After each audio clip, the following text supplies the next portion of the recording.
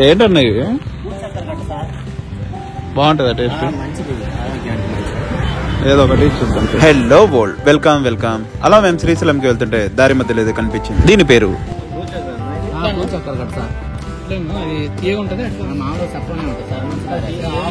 భూచక్రగడ్డ అండి. ఇది అడవిలోనే స్పెషల్ దొరుకుతుంది.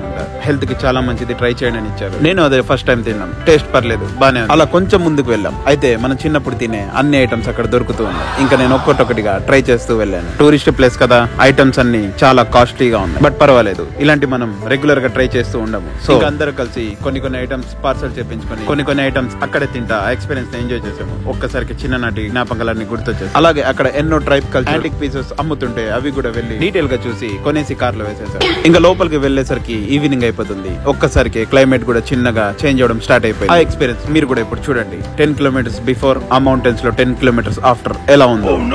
బాగుందనా? నిజం బాగుంది. బాగుందనా అంటే ఏంటి, ఒక్కసారికి ఇలా క్లైమేట్ చేంజ్ అయిందంటే నమ్మరా? నేను నమ్మను. నమ్మతురా, అడుగుతురు.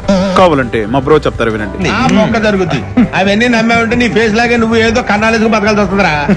మీరు ఇవన్నీ ఏ పట్టించుకోకండి. నిజంగా చాలా గొప్ప సిద్ధాంతి. గొప్ప సిద్ధాంతి, ఈడో గొప్ప యాదాంతి.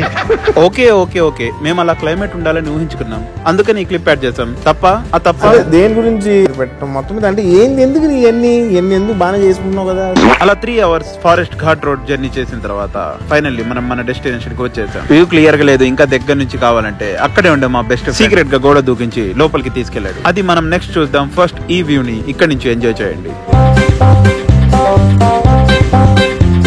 నేను ఇంకా వ్యూ చూస్తూనే ఉన్నా, వీళ్ళు అప్పుడే గోడ దూకడం కూడా స్టార్ట్ చేసేసారు. అటువైపు వెళ్ళిన తర్వాత ఇంకా క్లారిటీగా చూడొచ్చు. మనం ఇప్పుడు టాప్ పోర్షన్ ఆఫ్ మౌంటైన్ ఉన్నాం. కింద చూడండి, వెహికల్స్ కూడా వెళ్తూ ఉన్నాయి. ఫైనల్లీ మేమందరం గోడ దూకి ఇటువైపుకి వచ్చేసాం. బ్రో మాత్రం కొంచెం ఆలోచిస్తున్నారు, ఎందుకంటే రైట్ సైడ్ చూడండి ఏం సపోర్ట్ లేదు, అంత లోయనే. నోట్లోకి వచ్చేసాయంట నా మీద. ఇక పైన మనం గుంపులుగానే ఉండాలి, గుంపులుగానే వెళ్ళాలన్న. ఇంకా మా ఫ్రెండ్ అక్కడికి వెళ్ళి బ్రోని ధైర్యంగా లోపలికి తీసుకొచ్చేసాడు. Finally bro is here. గులాబ్ జాములు కలగలాడిపోయాయిరా.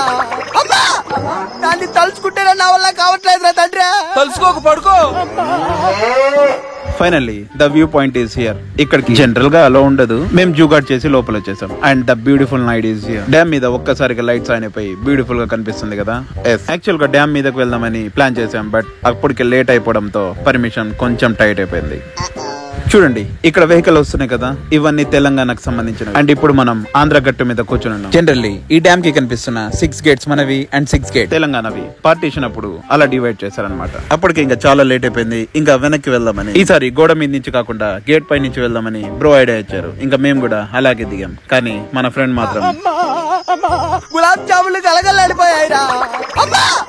చెప్పడం మర్చిపోయా, మేము శ్రీశైలం రావడానికి ఒక రీజన్, ఈ వ్యూ చూడడానికి అయితే రెండో రీజన్ చేపలు తినడానికే. శ్రీశైలంలో వీళ్ళు వండే చేపల ఫ్రై అండ్ కర్రీ ఉంటది, మీరు తప్పకుండా ట్రై చేయాల్సిందే. వర్త్ చేసేయండి చెప్తా. అంతేకాదు అక్కడ different types of fishes and వాటి ఫార్మ్స్ అన్ని లైవ్ లో కూడా అమ్ముతూ ఉంటారు. ఇక్కడి ఫిష్ ఫ్రై అండ్ కర్రీ కావాలంటే కామెంట్ లో నన్ను అడుగు, అండ్ వాళ్ళ కాంటాక్ట్ నెంబర్ తీసుకో. అండ్ తిన్న తర్వాత సాటిస్ఫాక్షన్ ని తర్వాత దానికి రిప్లైగా కర్రీలో కారం ఎక్కువగా ఏమని చెప్పండి. అండ్ అది తిన్న తర్వాత మీ రియాక్షన్ కూడా. ఫైనల్ గా మేము ఆర్డర్ చేసిన ఐటమ్స్ అన్ని రెడీ అయ్యి మా ముందుకు వచ్చేసాయి. అండ్ మేము కూడా నిమ్మకాయ ఉల్లిపాయలు కోసుకొని తినడానికి రెడీగా ఉన్నాం.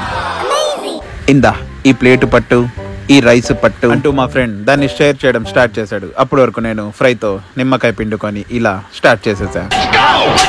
జనరల్ గా ఫ్రై పీస్ ని అలా ఆనియన్ ముక్కతో కలిపి నోట్లో పెట్టుకొని కొరుకుతుంటే, నేను ఇప్పుడు బయట చేప పులుసు ట్రై చేయలేదు. మా అమ్మ చేసిందే తింటాను, ఎందుకంటే తనలా ఎవరు ఇప్పటి వరకు చేయలేదు. అండ్ హియర్ వి గో, బయట చేపల పులుసు ఫస్ట్ టైం తింటున్నాను. చూస్తుంటేనే నోరు ఊరిపోతుంది. ఇక కారం కూడా హెవీగా ఉన్నట్టు అనిపిస్తుంది. బట్ ఎనీవేస్ మేమే చెప్పాం కారం ఎక్కువ ఉండాలని చెప్పి. లెట్స్ సీ, టేస్ట్ చేసి చెప్తా ఇది ఎలా ఉంది. నాకు నిజంగా ఆ కర్రీ అండ్ పీసెస్ చూస్తుంటే కాంట్ వెయిట్ టు టేస్ట్ లాగే అనిపిస్తుంది. తొందరగా ఈ పీస్ తినేసి నా రివ్యూ నేను చెప్పేస్తాను. రైస్ చాలా వేడిగా ఉంది అండ్ పీస్ కూడా ఎంతో వేడిగా ఉంది, పట్టుకోలేకపోయాను. అలా పులుసుని ఆ రైస్ లో కలుపుకొని ఫస్ట్ ముద్ద కొట్టాను. బాగుందనా? నిజం బాగుంది. జోక్స్ అపార్ట్, పులుసు మాత్రం ఉంది. వా, ఆ కారం ని కంట్రోల్ చేయడానికి నిమ్మకాయ వేసుకొని ఆ ముద్ద కొడుతుంటే కారం ఏమో గానీ టేస్ట్ మాత్రం ఎక్సలెంట్ గా ఉంది. నా హానెస్ట్ రివ్యూ, మీరు వెళ్తే మాత్రం తప్పకుండా చేపల పులుసు ట్రై చేసేరండి. మేము అలా ఫుల్ గా లాగించేసి ఇంటికి రిటర్న్. ఇక్కడే బ్రో ఒక పెద్ద ట్విస్ట్ ఇచ్చారు. ఇప్పుడు మేము అడవిలో ఘాట్ రోడ్ లో వెళ్ళాలి అండ్ 9 తర్వాత వెళ్ళాలంటే గేట్ దగ్గర ఆపేశారు. అయితే బ్రో ఏం చెప్పారంటే 9 కి మనం ఇన్ అయిపోయి ఫారెస్ట్ ఎక్స్పీరియన్స్ నైట్ అంతా చేద్దామని ప్లాన్ చేశారు. మా ఆ నైట్ ఫారెస్ట్ ఎక్స్పీరియన్స్ అండ్ మేము అక్కడ ఏమేం జంతువులు చూసామో నెక్స్ట్ పార్ట్ లో చూసేద్దాం.